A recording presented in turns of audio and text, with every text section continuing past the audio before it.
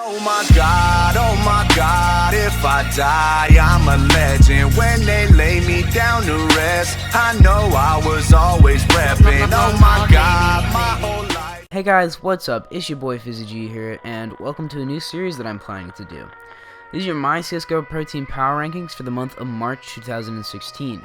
I'm going to count down the top 10 teams in the world, so as of the recording of this video, which is March 6, 2016, and if you don't agree with my list, and I'm sure the fanboys cocks will be raging when they see where I did or didn't place their team, leave a comment and tell me what you think I missed and why, and start a discussion. I'm probably going to do this series every 3 months or so, as that's about the amount of time it takes for the CSGO scene to change, and since we're a good 3 months into 2016, I figured we have a pretty good sample size to work with, and we can have a pretty good idea of how the rankings have shaken out for the first part of 2016. Now, just a quick note for you guys, I'm going to say some bad things about these teams, and it may cause you to think, Fizzy, why are you putting them in your top 10? Well, to make it into the top 10, it is assumed that you're better than all the lesser worst teams, i.e. the teams in the 11 to 30 range. However, once they make it to the top 10, I will be judging and ranking them based on how they've fared against other top 10 teams. Anyways guys, if that confuses you, don't worry, it'll make sense once we get into these power rankings. So without further ado, let's just jump right into these power rankings.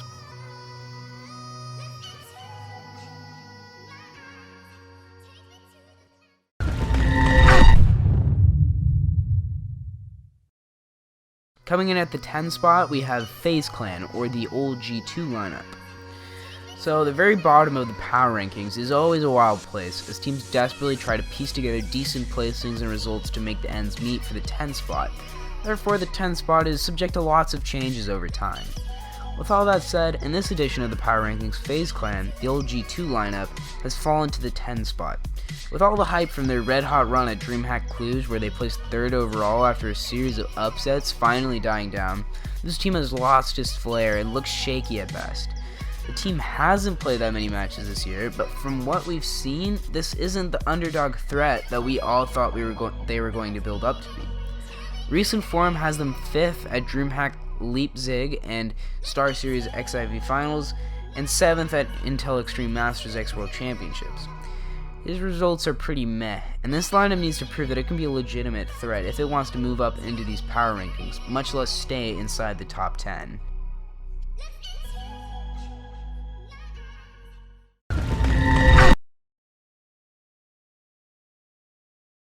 Number 9, Virtus Pro. When Virtus Pro plays a match, you never know who will show up, Virtus Plow or Virtus Throw. Recently, more often than not, you could say Virtus Throw has showed up pretty much every game they've played in the last 3 months. Virtus Pro are on a seriously dangerous skid here. I mean, they are on a seriously bad slump, one of the worst ones of their career. They've won only 6 of the last 26 maps they've played, which is a pretty horrid mark for a team who, more often than not, we've thought it as one of the best teams in the world. This is really sad to see such a great team, a perennial top 5 team, fall so low, but here we are. The fact that they bombed out of DreamHack Leipzig in last place certainly does not help their image. As well as this, more of wins over more prominent teams would be nice, as they seem unable to take down top 5 talent level teams. I would say the main reason for this slump is worse play for pretty much all their players, but also more importantly, the slump of Snax. In the last half of 2015, Snax was Virtus' carry, and he was one of the top 3 players in the world, and he single-handedly won Virtus Pro games. However, his rating has plummeted, his KD ratio has plummeted, and his average kills per round has dropped a staggering amount from last year. With Snax out of commission, Virtus Pro no longer has a way for them to win games. The last time Virtus Pro had a slump this bad was mid-2015. However, rather than booting a player and perhaps picking up a new one like many other teams would, Virtus Pro just shuffled the roles within the team, which actually worked and seemed to rejuvenate them. However, this time around, I'm not sure that will work, and something more drastic may be needed to dig Virtus out of this hole. However, I'm not too worried of Virtus falling out of the top 10, as they have faced this situation before, and I'm certain the team will figure out what it needs to do to get back up there.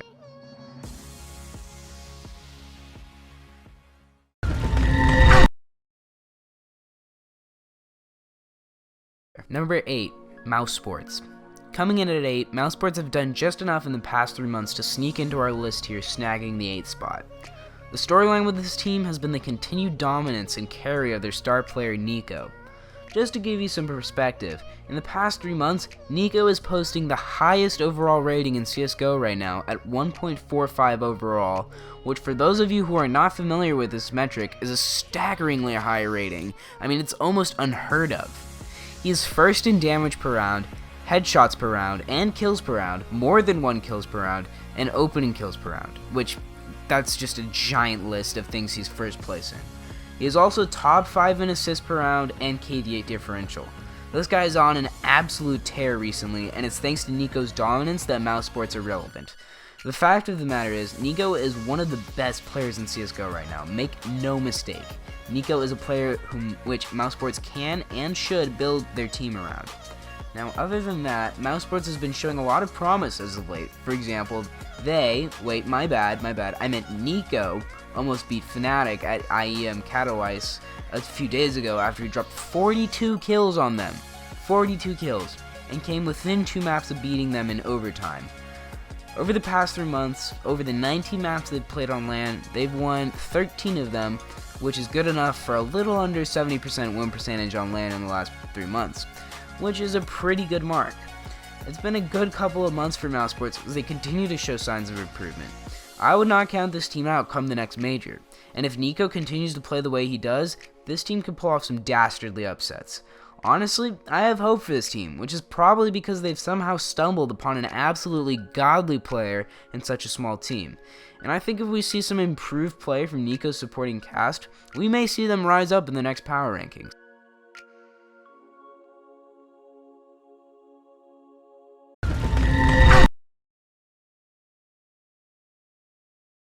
Seven, G2, or X-Titan. It's been a rocky couple of months for this team as Titan announced it was done with esports and dropped their CSGO roster. The X-Titan players got picked up by G2, who had also just dropped their CSGO roster. I can't say this was a good move for G2, but all things considered, this was probably the best team that the org could pick up. They finished 3rd at ESEA Expo Barcelona, 3rd at CSGO Pro League Season 8 Finals, 8th at Star Series XIV Finals, and took a few maps off Luminosity and Navi here and there. G2's rank has been completely dependent on these results, albeit tepid results, but they are results nonetheless. These placings are decent, but the times where this team shows up in the top 4, hell, even top 8, these type of results are few and far between. If G2 wants to climb these rankings, they need to show a little more consistency with placings. But for now, these tournament results are the life preserver for this team's ranking, as they're actually sub 500 on their last 28 maps played. The thing about this team is that I think they've hit a plateau of sorts with where they can really grow and become better. Unless Shox rediscovers how to become the best player in the world again, I think the Titan we have now pretty much hit its ceiling. It's been almost a year since the French Shuffle, and we've seen what this team is capable of over the past 9 months, and it seems pretty apparent to me that this team has hit a wall. Despite this, even if the team has hit its ceiling is still good for top 10 in the world, which is more than most teams can say. I expect this team to hover in the 7 to 10 spot. Perhaps they even hit a skid, drop out of the 10 sometimes. But I do not expect this team to get higher than 7. It's a sad truth for G2, and I think they might want to consider another shuffle or perhaps a roster shakeup.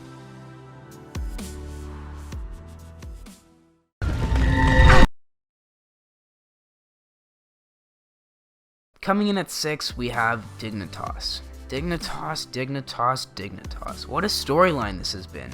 Dignitas was a team scrapped together of the leftovers of the Danish scene, as I think it was no secret to anyone that TSM, or now known as Astralis, had all the best Danish players, and Dignitas was an afterthought. This rings especially true with the departure of AZ, and somewhat as well with the departure of Pimp a few months ago. Behind this new lineup and the swift rise in the rankings was consistency and a new style. Just to give you an idea of Dignitas' recent form, allow me to read off some of their recent placings on LAN. They got 1st place last December at CSGO Champions League Season 2, they got 4th place at DreamHack Leipzig, 2nd at Global Esports Cup Season 1 in February, and recently 4th place at ESL Expo Barcelona. That is a very impressive list for a team that is supposed to be leftovers, quote unquote. This team was never supposed to challenge the elite tier of teams for that top spot. heck, much less take it into the top 10 at all. But here we are, and Dignitas is legitimately good. If you look at the team Dignitas has been able to play close with, and a lot of the time even beat, teams like Navi, Envious, and granted they can't beat them, but they can play them close, Fnatic. There's a huge disparity between the talent levels of Dignitas and the teams ahead of them, and somehow they still manage to play it close or even win. For instance, you look at a team like Envious, that's a team who's obviously very talented, and any player could just go off for 40 kills. This is a team that Dignitas has proven it can beat, like when they stifled Envious 2-0 at Game Show League Season 2, which, by the way, makes Dignitas the 4th team in history to beat this Envious lineup 2-0. What that tells me is that there's some damn great game leader at work here, so major props to MSL for being an absolutely tactical mastermind that has made this Dignitas lineup work.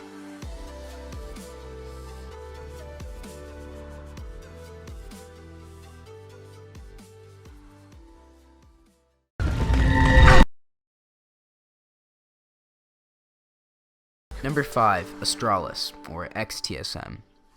Coming in at the number 5 spot is the other Danish team in the top 10 rankings, Astralis. Astralis is just on the cusp of the top tier teams, good enough for the top 5. In a way, this is both a gift and a curse for the Danes, as whilst they're good enough to secure top 4s in pretty much all events they go to, I wouldn't exactly bet my money on them winning any tournaments. And because they're doing well, no one is going to say that they should make a roster change, perhaps picking up a Dignitas guy for the team or some move like that, even if a change is needed to elevate them into that elite tier. Back in the old days, when this lineup was under the flagship of TSM, they were always in contention for being the best team in the world. On LAN, they won 20 out of the last 38 matches they played, which is a very good mark. However, this team still has issues. They've placed 3rd and 4th in 4 events so far this year, and 1 placing in 2nd place. Again, these are good marks, but Astralis has a really big problem with closing out the big games. Choking has always been a concern with this lineup, and the new organization has done nothing to solve this deep-rooted problem. I mean, they have a very tough time delivering when the pressure is high. As well as this, towards the end of last year, Device was considered for taking over Olafmeister as the best player in the world. Now, Device has been in a bit of a slump recently, unable to elevate his team to the previous performances. However, all hope is not lost for Astralis, as Device has shown some signs of life recently and coming back on track to his old self. All that said, you have to wonder if Astralis can really get over their habit of wiltering under the pressure, if you will, and finally make it into that elite tier of contention.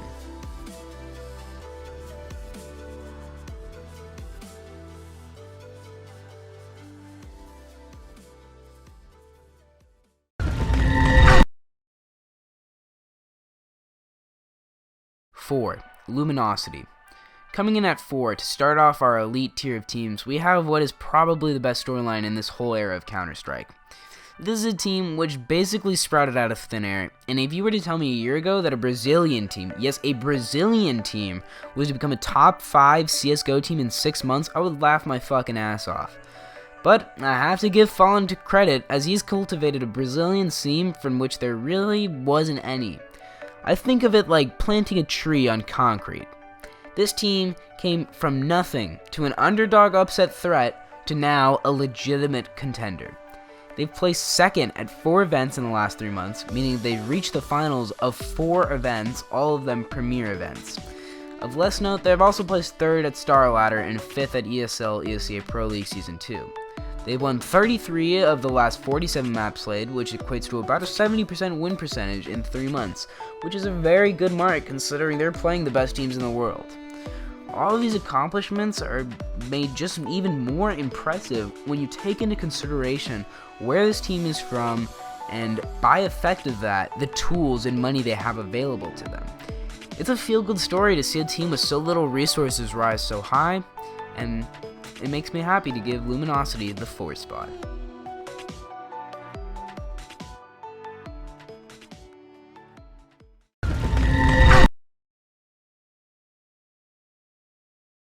Three, Navi. Coming in at the 3 spot, we have Navi, who in early to mid 2015 were always at the 4 or 5 spot, looking in at the top tier contenders. but now they find themselves in late 2015 to early 2016 becoming those very top tier contenders they so long sought to be. If we look at recent form, they've made it to finals a good amount of time, and half the time they win those finals to seal their first place prize. They took Fnatic to 5 games in the ESEA Pro League finals and lost to them in what was the most excruciating loss that I have ever seen, simply because Navi was firing on all cylinders and they played so well against the Fnatic juggernauts, which is something that most teams can't say. Other notable results were that first place placing at DreamHack Leipzig and first place at IEM San Jose. I think the main reason that Navi has been able to elevate itself into this realm of the truly good teams is that it's no longer just Guardian versus the other team. Last year it was basically the Guardian show, as he was a one-man wrecking crew who absolutely dominated the games by himself. Now we're seeing very good improved play from both Flame and CSGO to form the other two tips of the Trident. CSGO tends to always pick up the slack where either Guardian or Flamey isn't going off, and he is somewhat of a safety net to the team. The improvement from both CSGO and Flamey has really helped Navi out and helped them consolidate their power at near the top of the rankings.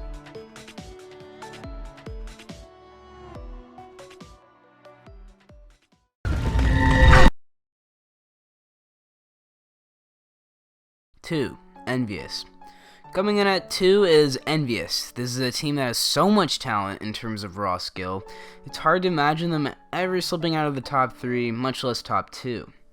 They've proven that they're pretty much the only team who can actually be the number 1 team on our power rankings, who by now I'm sure all of you blokes have guessed is the one and only Fnatic. The thing about Envious is that every single player on that roster, there is a major possibility that they could go ham and go for however many kills they like. So when someone like Kenny S or Apex has a bad game, it's barely noticeable because someone like Happy or NBK or even Kiyoshima sometimes might have a big game and completely negate that absence.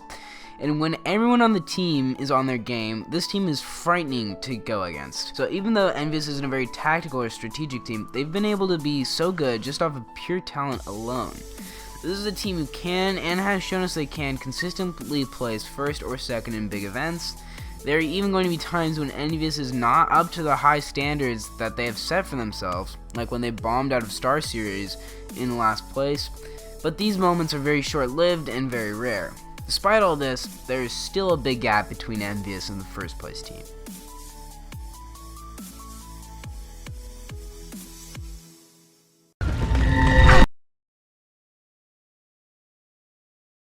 Number 1, Fnatic. Well guys, this is it. Fnatic has officially broken the game of CSGO. All Flush's cheating jokes aside, this team is showing an absolute display of dominance, which has drawn many parallels and comparisons with the dominance of the NIP team, which won 87 games in a row. Now, granted, Fnatic isn't exerting that level of extreme dominance, but this exhibition that Fnatic has put on in the last 3 months has been absolutely outrageous. I mean, they win basically every tournament they go to, and they've been on an absolute rampage in the playground that is the CSGO pro scene. I think one of the main things that has pushed along Fnatic's ability to stand so high is that no one can stand against them. To give you some perspective here, there is a grand total of 2 teams that have ever beaten this new Fnatic lineup with Dennis. NIP at Fragmite Masters, which not only have they fallen off the map and being far from an elite team anymore, that lineup is gone, with Aloha being replaced by Pyfe. And Envious at Game Show Global, which Envious still has trouble getting to the finals sometimes to even face Fnatic, as they lose games in the semis that they should never lose. So it feels like Fnatic has won pretty much every tournament they go to. Oh wait, that's because they have, really. Let me give you an idea of Fnatic's map pool. They win 9 out of 10 times every time they play Dust 2. Everyone bans that map against them for fear of getting absolutely fucking bodied. They've won 17 out of 20 maps played on Inferno, by far their most played map because so many other teams are good at Inferno, which just makes this more impressive, and they've won 8 out of 10 games played on Cash. So that's 3 maps they can win more than 80% of the time, which is absolutely mind-boggling. Then we go to their 4th best map, which is Overpass, where they've won 5 out of 7 times, which is a 71% rate, and they've won 5 out of 7 on Cobble as well, which is now their 3rd worst map. So when you show a 70% win rate on 5 maps, that's just fucking ridiculous how good you are. In a way, this exhibition of winning is almost less impressive, not to throw dirt on anything Fnatic has done so far, but it's almost like there's nobody really to challenge them. The old Fnatic, who dominated, had plenty of good rivals in the old Dignitas, LDLC, a legitimate threat in Virtus Pro, and a budding Navi. The only people that can legitimately challenge Fnatic today is a struggling Envious. Nonetheless, Fnatic is absolutely dominating right now.